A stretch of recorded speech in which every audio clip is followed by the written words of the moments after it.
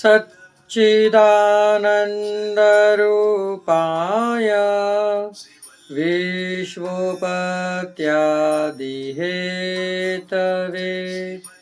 तापत्रयविनाशाय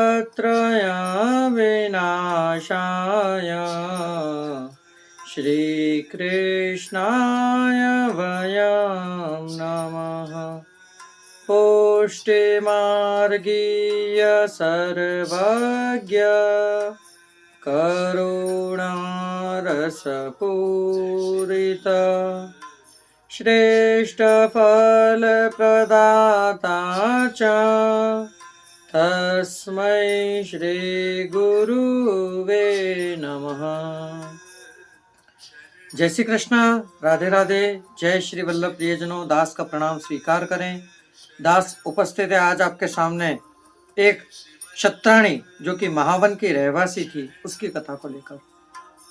कथा प्रारंभ करने से पहले दास आपसे नित्य की तरह निवेदन करना चाहेगा कि यदि आप हमारे चैनल पर नए हैं तो हमारे चैनल को सब्सक्राइब करके बेल आइकन बटन को दबा दीजिए, जिससे नित्य प्रति के सत्संग के वीडियो आप हमारे चैनल के माध्यम से अपने घर बैठे, ऑफिस में या अन्यत्र कहीं भी आप सफ़र कर रहे हो, ट्रैवल कर रहे हो, वहाँ बैठे सुन सकें। लाइक करें, कमेंट बॉक्स में जय श्री कृष्ण, राधे राधे, जय श्री वल्लभ लिखें और इसे शेयर, इतना शेयर करें कि अब हमने अपने चैनल को सनातनी सेवक से सनातनी सेवक परिवार बनाया है, क्योंकि आप सब हमारे ही परिवार के एक सदस्य हैं। इसलिए सदस्य के कहते हैं, जब 10 जने बैठकर खाने वाले हों और एक जना उनको खिलाए तो उसके ऊपर बोझ पड़ता है, परंतु जब 10 के 10 जने मेहनत करके और खाएं तो कुछ बचता भी है, बचत होती है।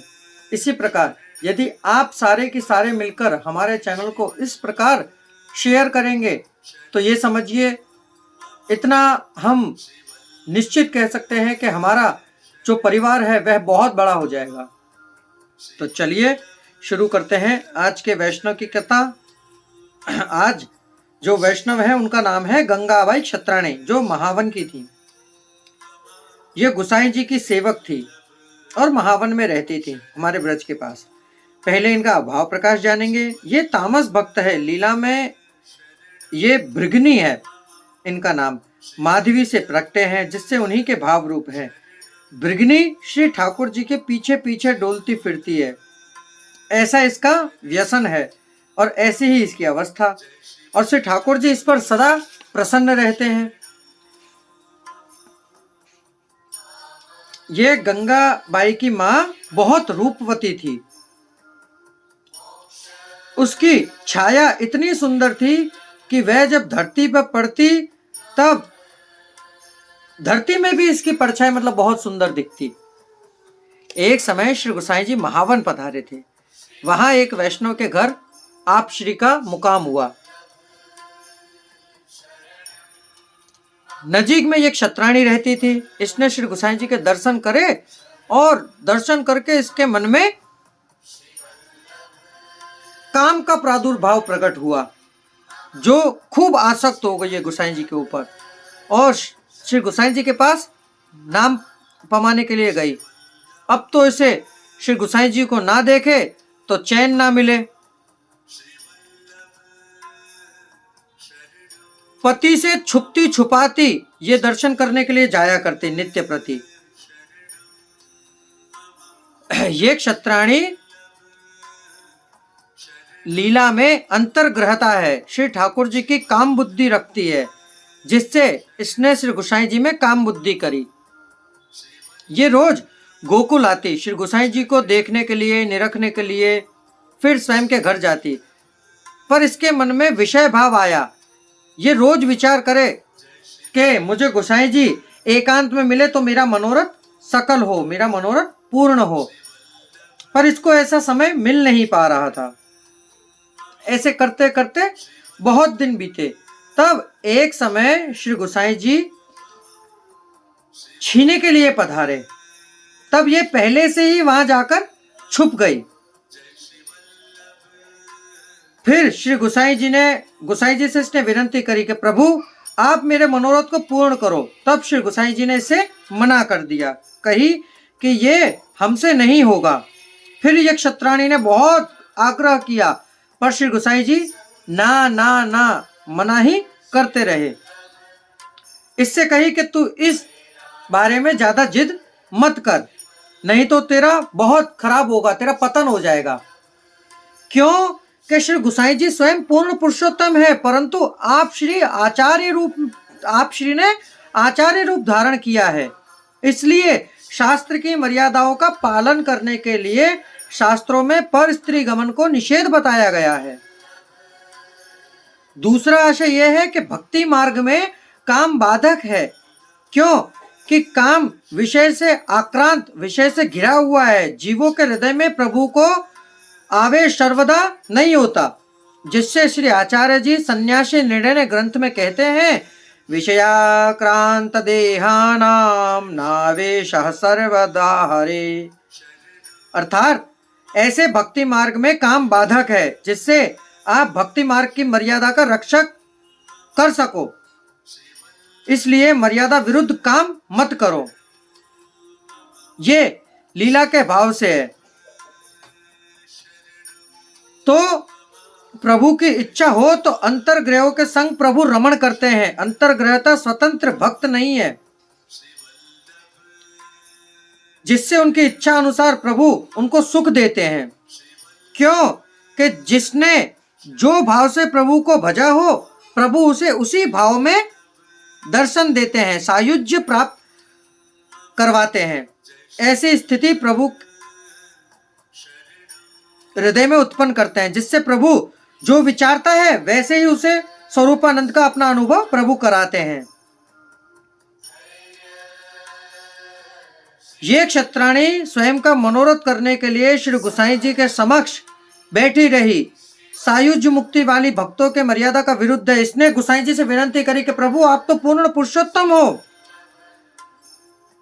तब गोसाई जी ने इसकी दीनता देखी और श्री गोसाई जी ने कही कि जा, तेरा मनोरथ पूरा होगा, तू अभी अपने घर पर जा, तेरा मनोरथ तेरे घर पर ही पूर्ण होगा। फिर ये वहां से अपने घर गई। तो श्री गोसाई जी ने स्वप्न में इसे ऐसा आभास हुआ कि एक दिन के इसे स्वप्न में श्री गोसाई जी का संग हुआ। स्वप्न में इसे संग हुआ, क्यों कि इसमें यह बताते हैं भाव प्रकाश कि क्षत्राणी ने श्री गोसाई जी में प्रभु को देखा था, प्रभु जाना, इसलिए दीन वचन कहकर शरण मार्ग ग्रहण किया। जार भाव काम बुद्धि गौण बनी। तब श्री गोसाई जी ने स्वयं भक्ति मार्ग की शरण मार्ग की मर्यादा रचने के लिए ऐसा वचन कहा कि जिसमें शास्त्र की मर्यादा, लीला की मर्यादा बनी रहे, जिससे भक्तों का मनोरथ पूरा हो सके, और वचन दिया था। गीता जी में एक श्लोक आता है, ये यथा मा प्रबंधन्ते तास्थैवं भजाम्यहम्, कि जो कोई भी जिस भाव से बचता है उसे वह भी उसी भाव से भक्ति मार्ग की रीत में श्री गोसाई जी वचन का प्रतिपालन करते हैं। इस पर एक नंददास जी ने भी एक पद गाया है जो सारंग राग में है। राग हम आपको बाद में बताएंगे और ये पद भी हम आपको बाद में बताएंगे। इस पद में भी नंददास जी ने कामी जन कामना पूरनचारी, जिससे जैसी कामना करे प्रभु उसे वैसी ही तरह से पूरी करते हैं। श्री गोसाई जी ने भी स्वयं क्षत्राणी से कहा कि तेरा मनोरथ तेरे घर बैठे ही पूर्ण होगा, क्योंकि आप पूर्ण पुरुषोत्तम है, सर्व सामर्थ्य युक्त हैं। फिर ये क्षत्राणी ने आज्ञा मांगकर स्वयं के घर गई। क्षत्राणी एक दिन सो रही थी, तब रात को सोती हुई अवस्था में स्वप्न में इसने जाना कि श्री गोसाई जी को इसका संग हुआ है। फिर इसके दिन चल गए, ये गर्भ स्थिति हुई। गर्भ के दिन पूरे हुए तो क्षत्राणी ने एक बेटी को जन्म दिया। वह रूपों का अंबार थी, उसका नाम गंगाबाई रखा। इसका भाव प्रकाश ये है कि यहाँ ये संदेश होता है कि स्वप्न में संग होने से गर्भ किस प्रकार रह सकता है। यहाँ ये कहते हैं कि शास्त्र में सृष्टि 4 प्रकार की कही गई है, स्वदेज, अंडज, वीर्यज और स्वप्न सृष्टि, जिससे स्वप्न में संग से भी सृष्टि होती है, इसमें आश्रय नहीं। श्री गोसाई जी स्वयं पूर्ण पुरुषोत्तम है, सर्व सामर्थ्यवान है, जिससे इसे स्वप्न के द्वारा इसका मनोरथ पूरा हुआ, जिसमें आचार मर्यादा और भक्ति मर्यादा बनी रही। इसकी एक और कथा बताते हैं। गंगाबाई श्री विट्ठल गिरी की छाप के कीर्तन छंद बहुत करती थी। स्वयं श्री ठाकुर जी, श्री गोवर्धन नाथ जी इसको सहानुभव कराकर प्रत्यक्ष इसके साथ वार्तालाप करते, इससे बातें करते और जो चाहिए था वह मांगकर आरोग लेते। ऐसी अनेक कथाएं आती है गंगाबाई के प्रसंग में। श्री गोसाई जी बालकों के साथ और बहू बेटी के साथ गंगाबाई की बहुत कहानी रखते थे। गंगाबाई 105 वर्ष तक इस भूतल पर रही। एक दिन बादशाह का उपद्रव हुआ। श्री गोवर्धन नाथ जी श्री गिरिराज जी पर्वत पर से श्री ठाकुर जी गोकुल से विजय हुए और मेवाड़ पधारे। उस समय गंगाबाई साथ में थी। मारवाड़ के रूपनगर कृष्णगढ़ में पधारे।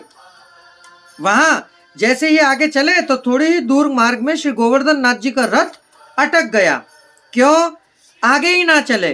तब श्री गोसाई जी के बालकों ने और वैष्णवों ने खूब जहमत उठाई, परंतु रथ आगे नहीं सरका। तब गंगाबाई गाड़ी के पीछे पीछे आ रही थी और गंगाबाई ने ठाकुर जी के कान में पूछा कि प्रभु क्या हुआ, आप रथ आगे क्यों नहीं बढ़ा रहे हैं? तब गोवर्धन नाथ जी ने उनसे कही कि इस पर्वत के पीछे एक कमल का पुष्प उग रहा है, हमें वह कमल चाहिए। प्रभु तो हठी हैं, तो प्रभु ने कमल लाने की जैसे लालसा जताई ऐसे ही इन्होंने एक ब्रजवासी को वहां उस पर्वत के पीछे कमल लेने के भेजा। कमल लेकर जैसे ही वह आया, ऐसे ही रथ वहां से आगे चला। बाबा अब तो यहां से जल्दी चलो। तब श्री गोवर्धन नाथ जी का रथ चलने लगा तो जोधपुर आकर और वास किया। जोधपुर वाले राजा ने बहुत मानपान करा और रखने के लिए खूब आग्रह किया। श्री गोवर्धन नाथ जी वहीं रहे। फिर वहां से निकले, थोड़े ही दिन में मेवाड़ पधारे। फिर उदयपुर के राणा के पास आकर खूब आग्रह करके वहीं विराजे। गंगाबाई श्री गोसाई जी की इतनी कृपा पात्र भगवदीय वैष्णव थी कि इनकी कथा जहां तक बताए वहां तक कम है। तो प्रियजनों देखो इसमें कितना सुंदर भाव बताया गया है कि स्वयं एक वैष्णव श्री आचार्य श्री गोसाई जी श्री विट्ठलनाथ जी के पास अपनी काम वासना लेकर गई। देखिए आप श्री ने कितनी मर्यादा रखी कि आप आचार्य पदवी पर हैं, पूर्ण पुरुषोत्तम है, परंतु आचार्य पदवी की गरिमा का मान रखते हुए स्वप्न के द्वारा इसका मनोरथ पूर्ण किया। क्यों कि जाकी रही भावना जैसी, प्रभु मुहूर्त देखी तिन तैसी। तो प्रियजनों इस कथा के अंदर से आपको और हमें क्या सीखना चाहिए कि ये आप प्रभु के अंदर दीनहीन, कहते हैं ना समर्पण, तो आत्मसमर्पण प्रभु को कर दीजिए जो भी है आपके पास। प्रियजनों इस कथा के साथ यहाँ पूर्ण विराम लेते हैं। कल पुनः मुलाकात होगी नई कथा नए प्रसंग के साथ। अब दास को आज्ञा दीजिए। जय श्री कृष्णा, राधे राधे, जय श्री वल्लभ।